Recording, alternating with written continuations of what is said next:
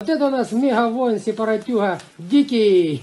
Приїхав вбивати українців і дізнався, що вони живуть значно краще за росіян. У черговій телефонній розмові, перехопленій СБУ, російський окупант розповідає співрозмовниці, як мародерствує у селищі на Київщині.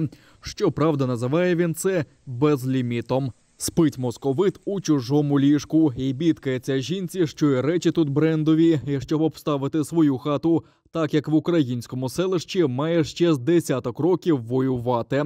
Натомість співрозмовниця жаліється на санкційну облогу і звикає до нового життя у Радянському Союзі. Тут они живут, я тебе говорю, лучше, чем мы. Ну, понятно. Уже, блядь, во все фирменное одето. Угу. Ну, а что, если, смотри, какой Запад это поддерживает их, как ясно делай шмотки и все. Ну, мы в гражданской неплохо, в кроссовках хорошо двигаемся. Угу. Да.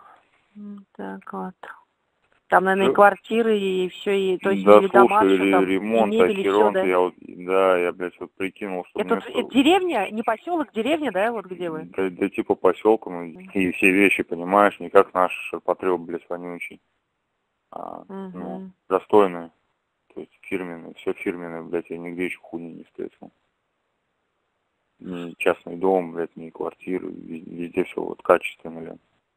Угу. А как нас это обложили вообще с Запада, вообще все закрыли, и границы, и самолеты, и все у нас сейчас это обновление на компьютерах нет, Microsoft. Короче, закрываются, ну и закрылись Инстаграмы и так далее. Вообще, я не знаю, люди столько без работы. Короче, нас вообще обложили со всех сторон.